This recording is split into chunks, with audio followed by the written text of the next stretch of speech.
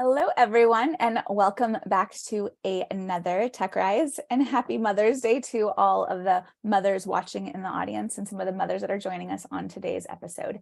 Today, we have a very special sponsor. It's Get Cities, Gender Equality in Tech. It's been a longtime partner.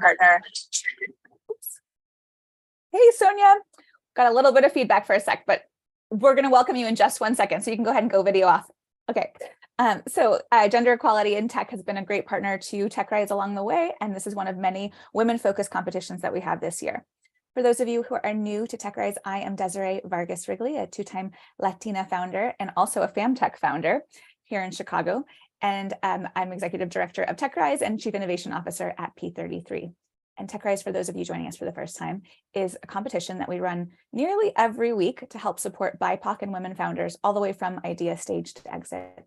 The founders will take the stage. They'll pitch for 4 minutes in front of a group of judges, followed by 4 minutes of Q&A, and then the judges will go and decide who takes home $25,000 today in grant funding. So it's no strings attached and amazing, and these women all deserve it and can't wait to have them choose a winner today.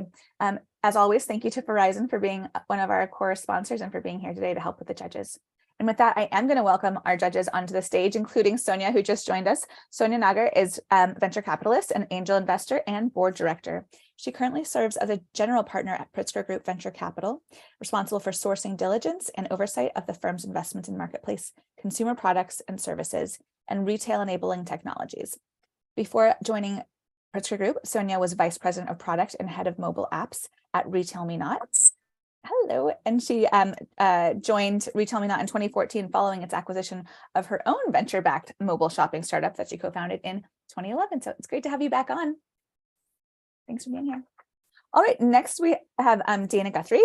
Dana is oh, I think someone's maybe not muted, or I don't know what's happening, but if everyone can mute, that'd be great. Dana is managing partner at Gateway Capital, a venture capital firm focused on Wisconsin-based early-stage startups.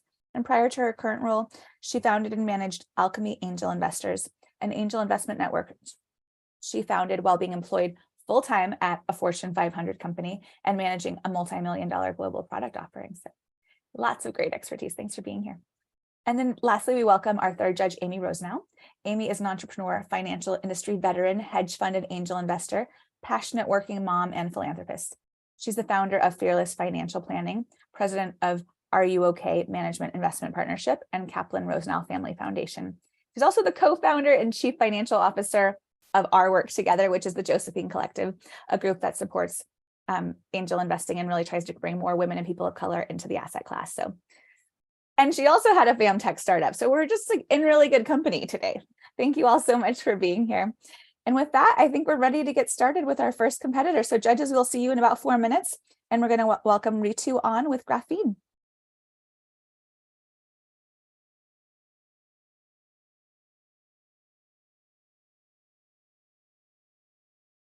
Ritu, you want to come on screen and unmute? We can see your screen and we can see you. All good? All good. So we are the first and only solution that connect parents with caregivers right at the moment when they are in pinch. Desperate situation like sitter bailing out at the last minute. And you know, today, 90% working parents facing this massive problem and distracted at work. So how did we end up here? Back in the day, mom was a 911 handling emergencies, but now they are in full-time jobs. And trends like dual, solo parenting, city life took away extended family and friend support. So can solution like care.com help? But these were designed for plan in advance situation, like I have a seminar tomorrow and I need a reliable sitter. This is a planned situation, right? But unplanned, last minute, not helpful. Forcing parents to quit work, mostly moms. Over 2.3 million moms left the workforce. And this talent drain, productivity loss is costing companies billions. In fact, in recent survey, it was ranked as #1 workforce issue. Especially small and medium-sized businesses that are the ones struggling the most. And that is our market. We are laser sharp on who has 5 to 10K employees, forward-looking hybrid work policy, and we believe with our connections and product, we can capture $1 billion market. Companies look for solution that works for their people, right? And Graphene is doing exactly this, helping with instant access to pool of vetted caregivers. Think about combining power of ChatGPT and Uber. We use AI that extensively searches across various online platforms and Facebook groups to locate caregivers across the web. And then we have another AI agent that vet, interview, and also book for caregivers, for parents saving their time. And the best part, our AI hook parents is sitters who are vetted and known to parents. So through all this, we reduce backup search from hours to seconds. And what we are doing here, keeping talent focused at work while keeping their family safe at home. And being employee benefit, it does not break parents' bank. They only pay for the delta after employer credit, while companies pay for our technologies. Like company of size 5,000 employees buy our subscription for 3 years for $250K. And why we are the right partners? Because I have first-hand experience. This was me when I came to this country with 4 bags and a toddler. I had to hustle real hard. And this is me now who built this solution with over 20 years in the AI tech industry, decade in senior position, and throughout a single mom, building hustle mulls, learning, business, sales, partnership, P&L. Now, with my preparation and armors on, I didn't hesitate to bootstrap the entire journey and launch the app. And then I met Shweta, a deep AI expert from Google, and Anil, a pro at ops marketing. We are the team, hustler, builders, and executor with skill, connections, and obsession. And this is evident from our traction, 200 plus users from 10 plus communities, growing list of 100 plus groups in pipeline. And with recent partnership, we are on track to land our first B2B client, raking in 100K ARR and hitting profitability by Q2 24. With today's prize money, we will wrap up API integration and will able to back 10,000 plus users. And at the end of the day, this is not mom or parents' problem. It's business, economic, and social problem. So I welcome you to join us and tackle this $290 billion problem together. Thank you so much. I'll take questions now. Great job, Ritu. All right, Sonia, can you kick us off? I would love to. I love the childcare space. So tell me a little bit on the supply side. You mentioned there are B2B partnerships you've built. Often with these marketplaces, the supply is the hardest thing to unlock, and it will drive almost all the success, because if you have the sitters, then parents can accomplish their goals. Talk to me more in detail about how you're solving the supply side. Absolutely. And thank you so much. You asked this. So cold start problem is the biggest problem with marketplace. And within the system, being in the system for a very long time, like as I experienced, started building partnerships. So not only we build the partnership with the largest parent sitter group, nanny services, and get that supply on. Because in this marketplace, the important part is trust. So we got that supply from there. And from the parent and demand side, being in the industry or a corporate for a very long time, building a relationship with ERG leaders. And through that, we are getting the demand supply. Specifically for B2B, we are targeting our benefit brokers like Benefit Pitch, Gallagher's, Aon, Marshmallow. So we are building that relationship with them, taking our solution along with that employee benefit and then selling it through. And that's the way we are entering into B2B place. But the most important thing is getting that one atomic unit correct. And that's what our major focus was since last 2.5 months. And luckily we have now 10 plus groups. And I have other story as well to tell, but definitely give a chance for other questions. Amy, you want to go next? Sure. Great job, Ritu. At 100%, this is a problem worth solving and that needs to be solved. I'm curious, does the vision include just when there's a childcare snafu, or what if it's a case where a child is sick and can't go to daycare or school or whatever they'd normally be going? Are there systems in place to like let the proposed caregiver know that a child is ill and to have them opt in, opt out, take precautions, or is it just not meant for that?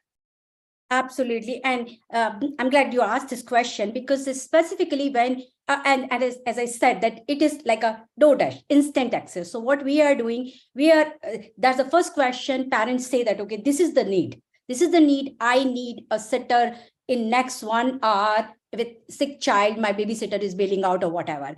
With that, our AI engine start searching across, find out who is the vetted caregivers, who is connected to parent, whom maybe parents have used earlier, and then present it. So there is an option that you can either drop by nearby day center, or you can have somebody at home. So that we have both options. But the final choice is to parents, how they want to engage. We gave that vetted options, interview and vet them on their behalf, but again, they choose. So yes, we have that.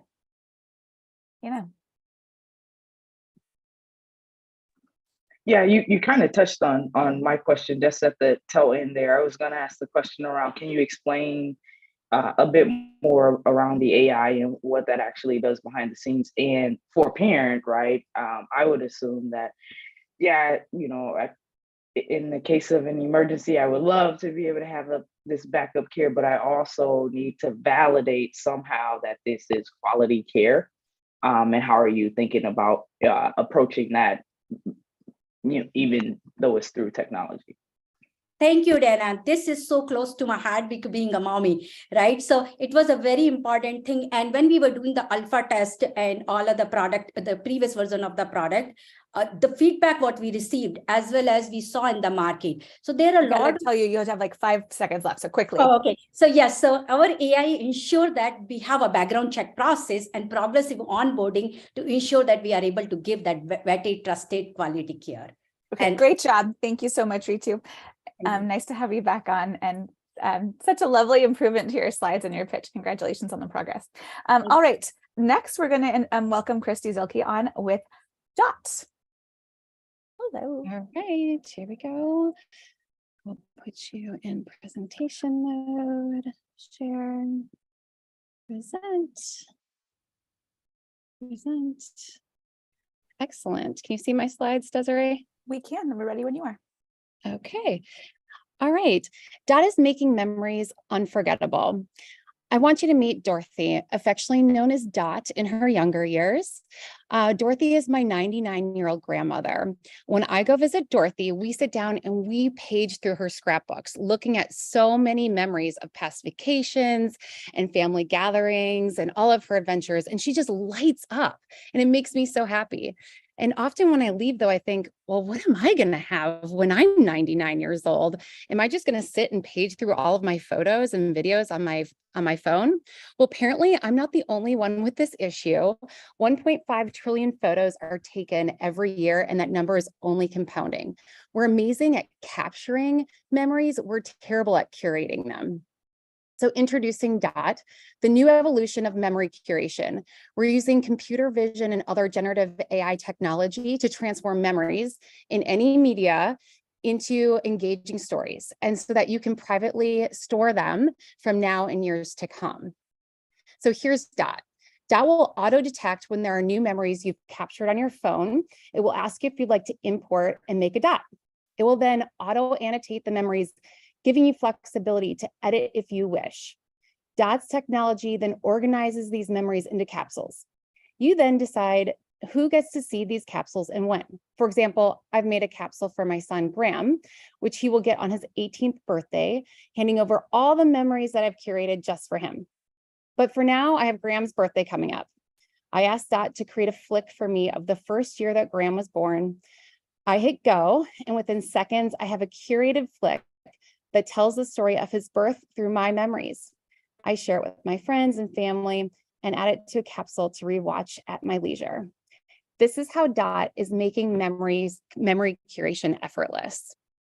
We not only curate memories for mothers, Dott is also for the avid traveler, the remodeler, the large business, the family who has grandma's recipes and want her to make it for them on video, the marathoner, the business owner, the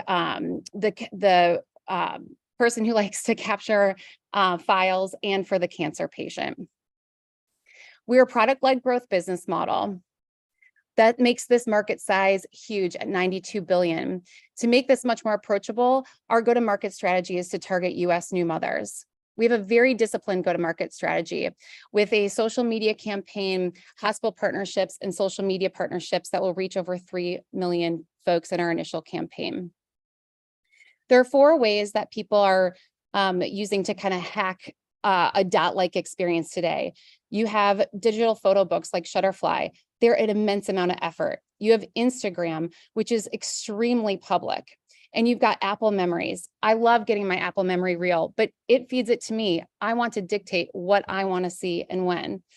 And then did you know that 7% of babies actually already have an email address? People are trying to hack their way into a Dott-like experience, but this is a ton of effort with just using email. With the $25,000, we're going to turn that into $2 million in funding. This will allow us to prove our product market fit by giving us 1,000 downloads and making us enable us to make tech revisions. We are the right people within a deep bench of tech experience. And this is the right time. Digital photo books have not been changed for over 10 years. There's a huge trend of privacy and anti-social media, and generative AI is here. It is the time for Dott. I'd be happy to take your questions. Sorry, I had trouble getting off of mute for a second. Okay, we're going to have Dana kick us off. Hey, thank you for that pitch, by the way. I thought that was awesome. In terms of your go-to-market strategy being with targeting moms, can you walk me through kind of your approach around the social media are you using? For example, going through Facebook groups with moms and that sort of thing. How do you get to scale? That's the thing with the kind of B2C place. Yep. So there's a number of elements to the marketing campaign. So the initial campaign, so I'm working with a social media agency, Dooley Studio, and we've initially been able to identify about 735,000 people who will fit perfectly into the target that I'm looking at. And these campaigns will be very specifically talking about this benefit of new mothers and capturing this moment. So I'll be very emotional. So that's about 700,000. And that's through Meta. So we're both in Meta uses, when you deploy a campaign over Meta, it actually the technology allocates itself to whether that's Facebook or Instagram, and it chooses itself smartly that way. And then there's a hospital program. I used to work at Procter & Gamble, and so I have close ties with the Pampers brand, and we had a great hospital program, and that's where it's like that new first moment of truth for diapers. Well, that's also an opportunity for us at Dott. So there's 3 hospitals that we'll be working with that have a reach that'll give us a reach of about 700,000 people there, or 70,000 people there. And then we'll also have the other elements, but I don't want to waste too much time. But does that answer your question? I'm going to knock it over to Amy so we can stay on time. Probably it's too long. Great. Yeah. No, good answer. Yeah, great job. What is the current state of the product? Like, can our audience members download it today and start putting memories in?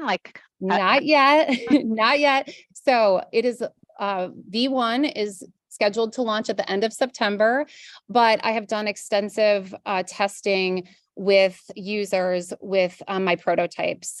So I have test flights that I've done with folks. I come from Procter & Gamble in the insight space, so I'm a research nerd. So I've been optimizing the product extensively based on qualitative feedback and quantitative. Actually, send out surveys to my friends too. Nice, Sonia. I was gonna kind of ask a follow-up question to that. Great job as well. What does the product and technology team look like? Yeah, so Candace Savino is our contract CTO. Candace has been CTO or a VP of engineering for the past 10 years or so now. So she's really leading the dev team. And then I have 4 developers in Kosovo. They have both back end and front end experience, which Candace and I have both interviewed. And thankfully, this isn't my first rodeo. This is my 3rd tech company. So at least I've made some mistakes in hiring tech teams prior, and I think I'm doing it right this time, knock on wood. We have time for one more quick question. Or Kristi, if you have anything to add, go ahead and close us out. No, I just really think this is the right time. I think I'm so excited about this because generative AI, it's a tool, but right now I think the generative AI space is struggling with how do you, okay, great, you have a tool. So we need to match it with a need. And this is just such a great need, and the need and tech fit is perfect here. So I'm super pumped. Well, great job. Great to see you. And next we're going to welcome Malvina with Plateful.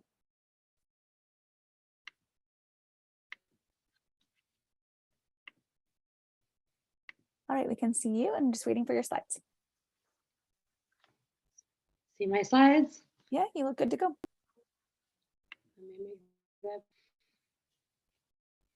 Have you ever tried to feed a toddler vegetables where you met with a meltdown, tears, or screams? After working a full day, coming home and spending an hour making dinner, having your dinner rejected, do you give in to your torture and make them some mac and cheese? With Playful, making multiple meals is a thing of the past. Playful is here to support families facing a variety of challenges when feeding their children. Whether it's managing weight, dealing with picky eating, addressing nutritional or digestive issues, or providing nutrition education, we offer solutions to these and other problems.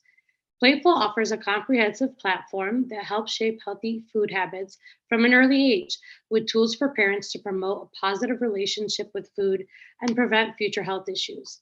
Playful includes a food plate loaded with technology, individualized software, and interactive learning modules. Inform or app What's for Dinner. Your child watches animated origin stories for those food ingredients while you finish preparing dinner. We work to humanize food and remove fear barriers around trying new foods with our engaging educational content. Your child learns about the food groups, nutrition, farming, supply chain, culture, and more. Our smart plate is fully loaded. It comes with LED lights, food scales, computers, Bluetooth, and more. It lights up, talks to, and engages healthy eating habits in your child with our conditioning technology and returns all plate engagement information to our AI and machine learning equipped software for you to track their progress. The global ed tech market sits at about 160 billion. With 2 billion kids globally aged 0 to 5, our SAM is 41.6 billion. Focusing on the US, there are about 22.9 million kids for a sum of 476 million, with a focus on picky eaters, bringing our beachhead to 238 million. With several incubator programs, we are approaching beta for our prototype. We've been awarded a few grants, grew our team, and validated market fit with over 100 plus interviews with parents and the healthcare community. Through our interviews, we are establishing relationships. In Q3, we will be beta testing. In Q4, we will pilot with the healthcare community as well as the partnered research with a major university to test our product.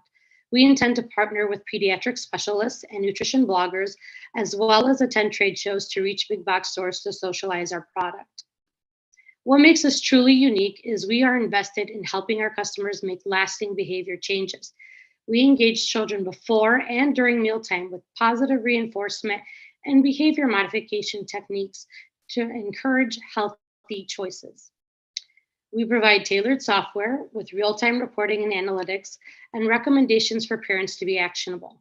We engage children with interactive animated stories and a proactive and reactive smart food plate to keep children engaged in learning. The $25,000 grant will allow us to fund pilots with the health professionals, researchers, and parents. With pilot results demonstrating our value proposition, this will allow us to reach a pre-seed round with investors. With additional capital raised, this would allow us to reach production of Playful and bring it to market. I am Malvina de Salvo, and Playful was inspired by my own journey as a mother to 2 premature children. Our team has extensive experience in software, healthcare, and startups to bring this product to market. With young parents flocking to baby and kid tech in droves, with minimal solutions on feeding solids, we are primed to go to market. Help us improve future health. Investing in Playful is an investment in children. Playful changes how we teach children about nutrition and how we shape their relationship with food. Playful, helping kids build healthy habits one plate at a time. All right, great Thank you so job. much, P33, TechRise, and the judge. All right, Amy, I'm going to have you kick us off. Thank you. Great job. Can you tell us a little bit about how you will get your first users? Yeah, so we will be starting with our pilot. So we have some relationships with some nutritionists and dietitians. We have a few practice sites that are willing to test. And so they've agreed to pilot with their patients. I think partnering with the healthcare community really allows us to reach a much larger network of families who are looking for nutritional support. So we see that as a great revenue and a great avenue for us to reach customers. Aside from that, we'll be hitting the trade show and showcasing our product anywhere and everywhere we can. Thank you. Sonia. I'm curious where pricing will land for this. Great question.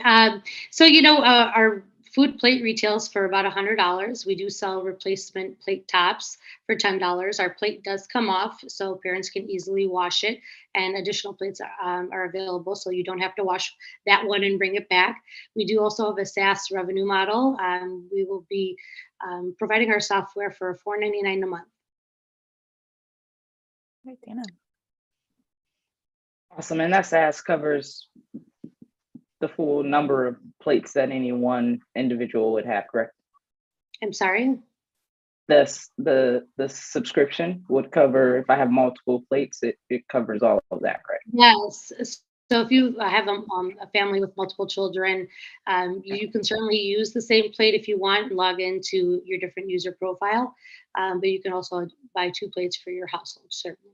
Yeah, and then I just had a question around the make of the plate with kids and throwing and dropping and that sort of thing. Can you give us a little bit of insight on the durability of the plate? Yes, we've spent a lot of time in the prototyping situation and CAD drawing. Our plate has multiple layers, including a shock resistor in case they drop it.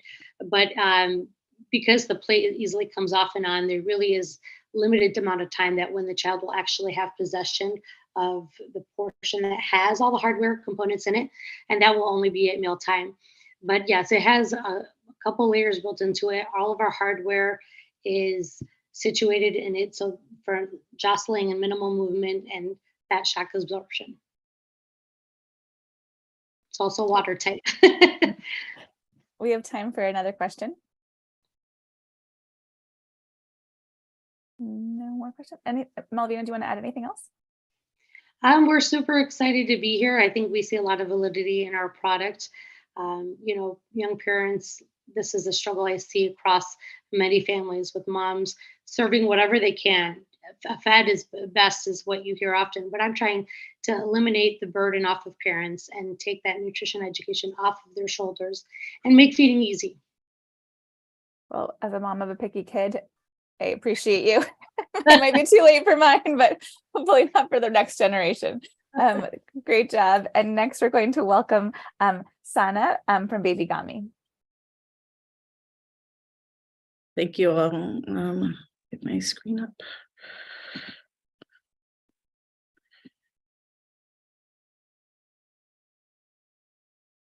Looks like you're good to go. Thanks. I'm Sana Jafri, founder and CEO of BabyGami. We're building a collapsible baby bottle and revolutionizing the baby bottle to save space and reduce waste. My co-founder, Kristi, and I are passionate about enjoying life outside with our kids, but we quickly realized it's really difficult to juggle our kids and all the stuff we needed to carry. I actually went to REI looking for a space-saving baby bottle and didn't see one. We saw the problem and decided to be the solution. Fast forward a few years, just last year, we were selected as part of REI's inaugural accelerator out of 240 applicants, and the only team selected from Chicago. We also won second place in our first public pitch competition. The major problem the BabyGami is solving for is space. 75% of parents said that space is a major issue when outdoors and traveling. Additionally, parents told us they wanted to have a product that could grow with their child that helps reduce costs and reduce waste. That's why at BabyGami, we're revolutionizing the baby bottle, solving two problems with one solution. Traditional bottles are made of plastic and bulky, But BabyGami's bottle is made of silicone, collapsible, and multi-purpose. Our bottle will have interchangeable tops, and that it'll go from baby bottle to sippy cup to snack cup. Our plan is to also have recyclable and compostable packaging. Of the few competitors we have, the Nurse bottle from Boone is on the market, but isn't fully collapsible. Collapse and Go has a funded Kickstarter, but BabyGami is differentiating itself through our ergonomic design with a reinforced ring, a breast-like nipple, as well as our focus on the outdoor industry. We've added a specialty carabiner loop. And lastly, our bottle has the longest lifespan, going from baby bottle to snack cup. Now let's talk about how big this market is. It's a $3.27 billion industry, and our focus on the silicone bottles is a $145.8 million industry. It's all silicone bottles are also the fastest growing market in baby bottles today in the US. We know our target audience because Kristi and I are part of that, but we also have early adopters like Linda, who's an outdoorsy mom, environmentally conscious, and mom of one. She shops at REI. And Sarah, who's a serial traveler who took 10 trips this year and mom of 2. She shops at Amazon. This is informing our go-to-market strategy, which will be an omni-channel strategy, including retail, direct-to-consumer, and enterprise. And because of our relationship with REI's accelerator, we're really excited to be in REI local stores in Chicago as soon as this summer. And based on our manufacturing, our cost to produce our bottle is $4.50.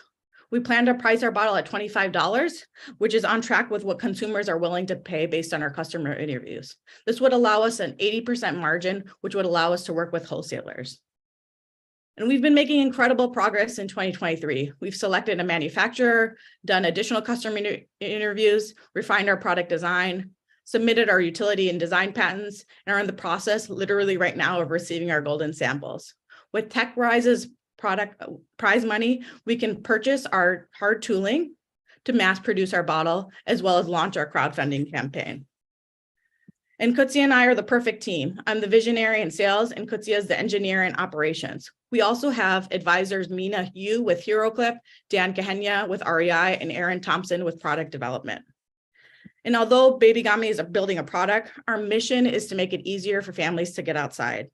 And as a purpose-driven company, we're building a community. We see this as a way to attract customers, as well as attract and retain future talent. This is our first product of many, and BabyGami is the next generation of outdoorsy baby products for youth and families. Join us on our big adventure to save space and reduce waste. Thank you. Great job, Sana, especially since you are about to give birth any second. Yeah, 9 months pregnant. You can't see me. Congratulations. All right, you can stop sharing your presentation if you want, and we'll get judges on here to ask some questions. And Sonia, you want to kick us off? So I'm also curious about your price point. So where do you think the price point will land? Our price point, currently we're pricing it at $25. And it's a little above, I guess, traditional bottles, but it is made of silicone, which is a more expensive material, and is on market with our competitors.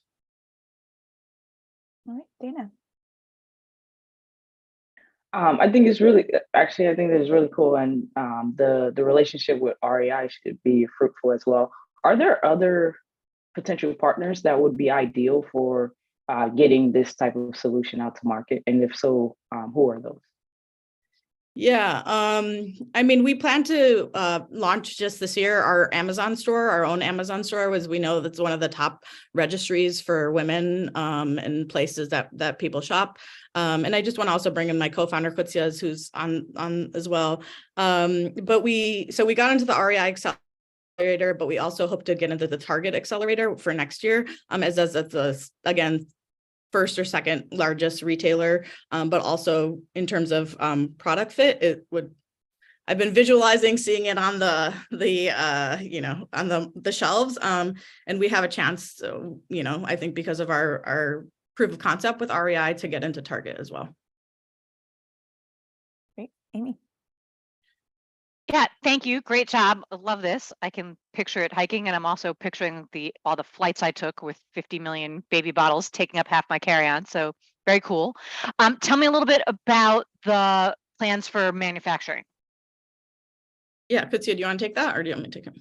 Yeah, so right now we are partnered up with some contractors overseas that are kind of like a in between us and our manufacturing partners overseas.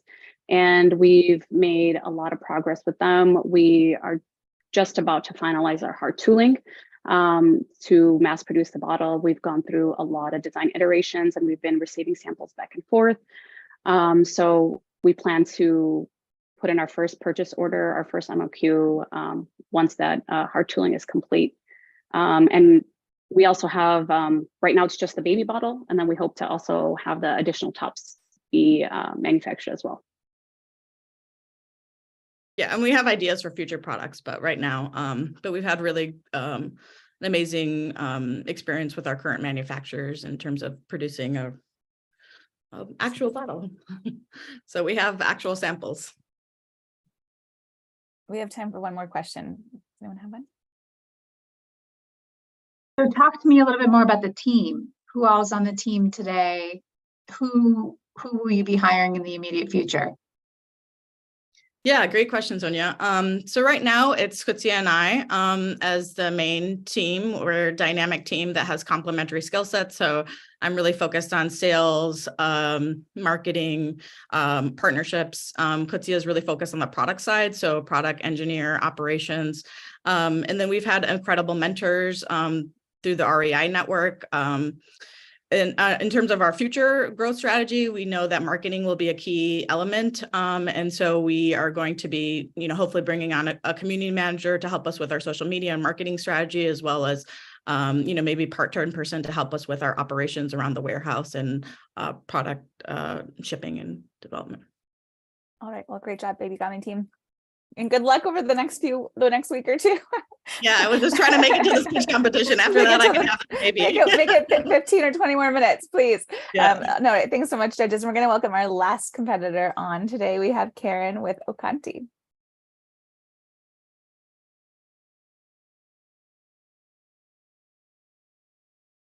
Hello, thank you.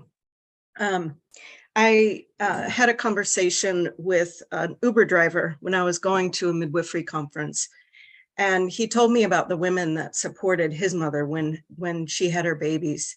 And as a new father in the United States, he talked about how hard it was that he didn't readily find that support network. His wife had all the complications, the surgery, infection, and he felt like a year later, she still wasn't herself. So he said, as I got out of the cab, talk to the midwives, tell them thank you, and tell them that we need more of them. And I did on social media. So I went from that conversation into the meeting. And as I experienced, I'm going to kind of regroup a minute. So back to our father, he's absolutely correct. I want to be able to give some framework and background in community-based care. Care in our communities, from our communities, improves patient satisfaction. It leads to better care utilization, and we save lives. We know that 4 out of 5 maternal deaths are preventable. I'm certain that the doctor that wanted to care for this family wanted better outcomes for them. And the readmission, the complications, all of that is not just demoralizing for physicians, but also very expensive. So when I went into that conference with midwives and other birth workers, they were talking about their business side challenges, and understanding these challenges as well as I do over 3 decades is why I've built Okanti. Okanti aggregates all of these fragmented birth and care workers that are central to value-based care models into a single source where doctors can refer and people find trusted sources for support at home. Okanti's Care Finder is the only all-in-one scheduling, booking, and practice management solution that allows people to book in minutes, a doula that's covered by their insurance, or someone who can get them a night of sleep. Consumer-driven spending for these care services is growing, along with insurance coverage and health and human services funding. Building the workforce is where the challenge is at. We've documented the needs of more than 100 care seekers and served 10,000 more. Our team has a depth of experience in population health and managed care, perinatal quality review boards. We know the challenges of families, of doctors, and of doulas, and we've built our solution to solve for this fragmented industry so that doulas can earn more and serve more and take care of those families that need them. After serving lunch for some early influencers, 10 early adopters became 40 in 4 weeks. And this grassroots approach is relevant. We'll be onboarding 3 organizations to bring their audiences to our platform. And the MVP that you saw, we're going live this quarter with 35 member profiles. Our moat is the value we bring throughout the carepreneur life cycle.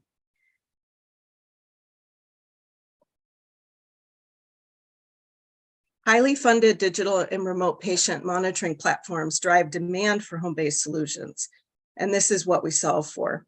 Okanti is the only solution addressing the future of healthcare, solving for the supply of the workers, and also addressing consumer frustrations with finding care. With $25,000, our community manager could complete 200 discovery calls with qualified leads, securing our next major pilots, and we can build ambassadors with low-cost community events. That first-year revenue line is secured already with our existing pilot. As an aggregator and collaborator, partnerships are both key in the fragmented sector and also with major players. And I just want to leave you with a thought. An early researcher into the doula model said 30 years ago, if a doula were a drug, it would be unethical not to use it. And in this particular moment, after 30 years, there's this coming together of policy support, payer dollars, funding, and consumer demand. And we're solving the missing piece of the workforce. Great job, Karen. Thank you. All Thank right, you. Amy, you want to kick us off? Yeah, thank you. That was terrific. Tell us more about the pricing, because my understanding is that the outcomes in maternal health are highly inequitable. So just curious how this can be a part of the solution. Yeah, so one of our innovations actually is to stop thinking about the community funded doula programs and the private pay world separately, because the reality is that all of these care workers are providing both. They're doing a variety of different kinds of gig work, and they're working with families that fill the gaps, including in a recent financial model for grant funded organizations. They identified that those organizations are going to need top line revenue from private payers, but nobody's thought about how they're going to aggregate and get both people who have money to pay and those that don't. The other part of our impact is addressing the bias in social prescribing, because if a doctor is sitting in front of someone and saying, you probably can afford to pay, you probably need a low cost option, then it's so biased. So that's one of our campaigns with physicians, is helping them recognize how to refer in a more equitable way and make sure that that they're prescribing in a way that addresses that social determinants of health aren't just about who can pay and who can't pay. So does that answer your question? Thank you. Thank you, Karen. This was good. I have a question around education, because part of the issue in solving this problem is it's the miseducation of certain communities and understanding these outcomes and how they can get to better outcomes and that sort of thing. And they're trusted sources of truth right now, prefer that you go into a doctor and that you pay and that sort of thing. So how are you going about solving for that just natural tension, and that not everyone is aware of a doula and that process, right? And the benefits of it, and the people who they would speak to, primary care physician and that sort of thing, oftentimes aren't mentioning it, or don't mention it unless you ask. Yes. Well, value-based care models are forcing them to address this. So the physicians are getting on board with incorporating doulas into their model. There's penalties for not including those kinds of social supports in referring, but they currently have no way of doing so. When you talked about training, I can see both sides of the question, and I'll answer it in a way that hopefully goes with what you're I do want to flag mentioning, that we probably need to make it a short one so we get Sonia's question Okay. in. So try to be. Sure. So training gaps are huge. We have a long list of the problems that from our listening surveys. We've done more than 200 listening surveys with stakeholders, and doulas have gaps in training, but they also don't want to lose the diversity of the voices of the trainers. So what I haven't had a chance to talk about is that our moat is building community where we're providing a diverse ecosystem of training, mentoring, and best practice solutions so that the doulas have a foundation of good training. On the other side, solutions that come from the communities, within the communities, that's where health workers are trusted sources to talk to people about where to go to deliver that's safe. Okay, I have to cut us off. I'm sorry. It's got to be fair. So Sonia, I'm sorry we didn't get a question in from you. Yeah. But we'll ask it really quickly, I suppose, and then. Yeah, honestly, my question is going to be on, I mean, I've seen more and more businesses promoting doulas and healthcare for women, just recognizing there's a big problem there. So you started talking about some moats. Are there technical moats you're thinking about too? Talk to me a little bit about the role that technology plays in. Okay, I got to stop us because this won't be fair to answer the question. But now we know what one of the questions remaining was. And so I'm going to let the judges go in and deliberate. Sorry, but it's just not fair to give an extra minute. So thank you so much, Karen and team. We will give the judges the very hard task now of going to decide a winner for today's $25,000 prize brought to us by our friends over at Get Cities. And so now I'm going to welcome Allison James from the Get Cities team. She's driving change in tech through her role as program manager at Get Cities by enhancing representation and leadership of women, trans, and non-binary individuals. Welcome to the stage, Allison. It's nice to see you. Hi, thank you for having me, Desiree. This has been a great competition, by the way. Amazing companies. Amazing companies, and they're so polished and great at pitching. It's fun to watch them bring their visions to life for sure. But can you tell us a little bit about your background and how you got involved with Get Cities? Yeah, so I come from the Chicago innovation and tech ecosystem. So I'm actually really spoiled in that I work now with Get Cities, but I'm still working with some of the companies that I worked with previously. So Chicago Innovation, Illinois Science and Technology Coalition. It's a tight-knit ecosystem, and happy to say that my work there kind of led me into this pathway. I come from more education-based programming, so looking at like the STEM pipeline.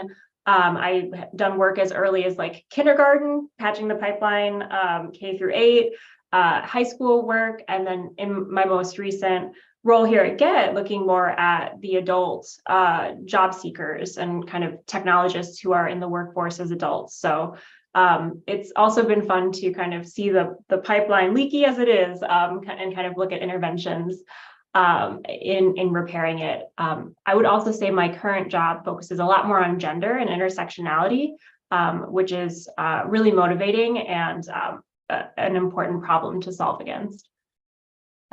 Yes, agree.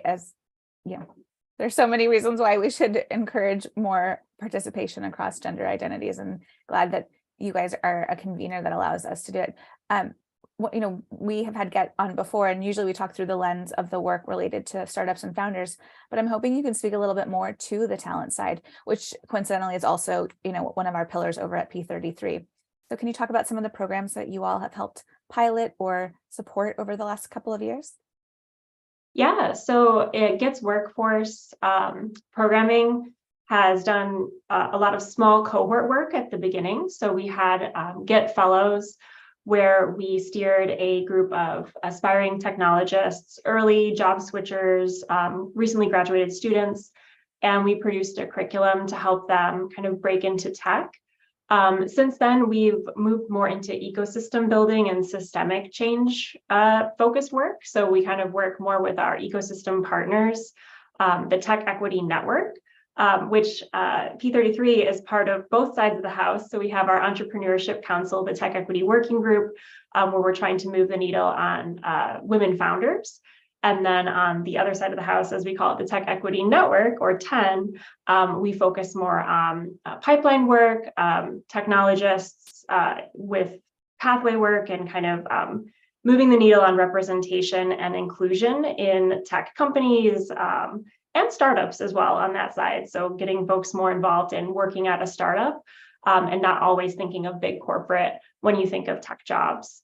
So our council work on that side, it does a lot of partnerships. We have our flagship event called Get Exploration, which is always in the fall, kind of looking at how do we shake up the hiring fair, get companies in front of women, trans, and non-binary technologists in a more authentic way than the very rigid tabling experience where they barely have time to make that connection and really find out about each other. So stay tuned. You'll be finding out more about that in the fall. But yeah, really looking to kind of build bridges in the ecosystem and then supplement with that gendered lens when we can. What do you think we need to do to change the way women and young women especially think about tech as a career target? Where do you think the greatest leverage is for intervention? It's really interesting. I mentioned earlier that I've done like kind of the breadth of age intervention, I guess you could say. Mm-hmm. And it's hard to tell when women start telling themselves that story that tech is not for me. It happens at so many different points. Systems failing them to include them, especially underrepresented minorities in multiple points in academia or in non-traditional pathways. So it's hard to say like when, but I feel like a multi-faceted approach is the only way to get women to start saying tech is for me. And like, I see myself in it and I can not only be a part of it, but I can be a leader in it. So that's kind of the other side of the coin is we want more women, trans, and non-binary folks in tech, but then we also want them to stay in tech and feel supported in tech. So I feel like that's the other part of the question is how do we get women to feel like this was a good choice? So let's have them make the choice, but then feel like this was, a place for them to thrive.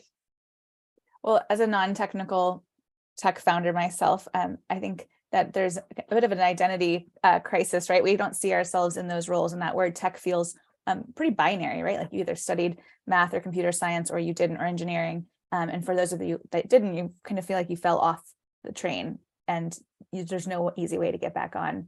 I'm of the personal belief that entrepreneurship is one of the fastest tracks back into tech because of all of the just tools that exist now for us to lightly re-enter tech. And I'm curious, like what you think about the population of native Chicagoans that are, in their 30s who might have, kids that are starting to be more self-sufficient and have time to maybe think about career paths that allow them to enter tech light. Yeah, I'm going totally off script as usual, so I'm sorry. I'm just putting you on the spot with like hey, what do you think? No worries. I didn't even notice, so you're all good. Yeah, no, I like what you said about like tech feeling binary, just to go back to that quickly. And like the tech taxonomy is really interesting because when you think of the word tech, as you mentioned, like it seems like it's in and of itself a not for me category, but like tech is so many other things other than just like hard engineering or hard coding or computing and things like that. Although that is tech and like very valuable and exciting part of tech. Technology is in all of these other companies and it like kind of pops up in spaces that women might not even think about. So like a lot of women might not even consider themselves technologists and they are. So that's just kind of an interesting aside. But to your question about the mid-30s, women, trans, and non-binary folks who are looking for that pathway, I would say get connected to this robust ecosystem. So, shout out to P33 for having some amazing programming to kind of loop in some of those folks. Internships, depending on where you are in your life path, might be a good on-ramp, but certainly things like boot camps, accreditation, classes, upskilling. Tech is this amazing space where you don't need one pathway of entry. And actually even those more traditional pathways are kind of breaking down. And I picture it almost like a highway with like multiple on-ramps at this point. So seeking out partners like Get or like the Tech Equity Network, where you can kind of get connected to ERGs or people at the companies who are really looking to welcome you into this pathway. There's a lot of resources out there. So I feel like it's both overwhelming, but also empowering to know that like you're not alone in this journey, and that there's a lot of organizations out there to help you, but that it is very hodgepodge. So I can't say like, oh, just do this one thing and like that's how you break into tech, because there's so many different ways. So it's exciting, but also overwhelming, unfortunately. Yeah, I completely agree. And I'm sure the answer is going to be something similar, but for the recent college grad that studied psychology or marketing or business, I mean, how might we get them to expand their horizons a little bit more and think about tech as a career right out of the gate? Like after they've graduated or when they're still in school? Both. I mean, I feel like there's this, they have this incredible pool of talent in the Chicagoland area and are, within driving distance. And it seems like a perfect cohort of people to join our tech ecosystem. But many of these young women in particular are just not going into tech. So I'm curious how we might entice these younger women to come and join us. Yeah, I feel like having companies involved at the student level is really important. So like when we think of, a pipeline, I mentioned leaky pipelines, like companies are saying like, there's no one in my pipeline. Well, you kind of have to go to the schools, go to the source, engage with the communities that you're looking to have as future employees. And so in our experience, the most successful pipeline work is when companies are not being reactive to like a need that they have in their hiring pool and they can't find diverse talent to work for them. It's when they're being proactive and actually creating relationships with these universities, apprenticeship programs, internships, sprinternships, like all of those spaces where students can kind of get their hands dirty and actually see what the job is rather than committing to a major, maybe taking a whole bunch of classes and finding out at the end, this isn't for me. They're actually accelerated into the work at the beginning. And they also get to know the company's culture. So again, both sides of those coins, it's like, we don't want them to jump in on the technical side and not feel supported as an individual, a diverse individual at that company. Building bridges between corporate startups and institutions, academic institutions, or boot camps is, I feel like, the secret sauce to getting more women into tech. I agree. I also wonder, not to put more pressure on moms, but it is Mother's Day weekend. And so I'm curious, like, what role do we, like the later generation, what do we do to inspire our kids to think more broadly around tech? Like, how can we influence them, you think? Yeah. I have a 17-year-old stepdaughter who, she wants to be a doctor, which is great, but there's so many pathways along the way that could actually bring her into tech and medicine. And so what do you recommend? How do I get her to think about tech? I love this question. I think it's like a broader breaking down silos question, right? Because tech is not just coding, although it could be and like exciting for you if that's the path you choose, but looking at like the healthcare field. So if she wants to be a doctor, like what are all the technology intersections with the work of being a doctor? And how can you become a more effective doctor if you're engaged with that rather than kind of fighting against it and siloing yourself into this work rather than that work? So I feel like breaking down this kind of narrative that we have that like tech is other and like seeing tech as part of everything that we're doing. And then also like, I mean, I'm in a room of amazing founders, looking at tech as something that you can bring into your goals or your business goals as something that you can use to kind of vault the founder experience forward. So not only like thinking about tech as a pathway into the corporate world in different facets, different departments, but looking at tech as something that you yourself can harness and leverage to make your own kind of entrepreneurial dreams come true. And like students don't tend to even think about that as a career path. So I feel like that's another important thing to bring up with young people is, exposure to like all of the amazing women in this room, kind of seeing people pitch like this, just having that moment where you can really see tech come to life in different ways. I completely agree. And I know that the judges are coming back on to announce the winner, but there isn't a job that doesn't touch tech, right? So as much as we can, we have to prepare our young people for the fact that whatever they choose, writing, whatever, marketing, it's all going to be touching tech. So thank you so much, Allison, for being here and for your partnership as always over at Get Cities. And I guess with that, we're going to have judges, founders, all come back on camera, please, while the judges announce the winner. So who's going to be our announcer today? I'll announce. I'll be quick.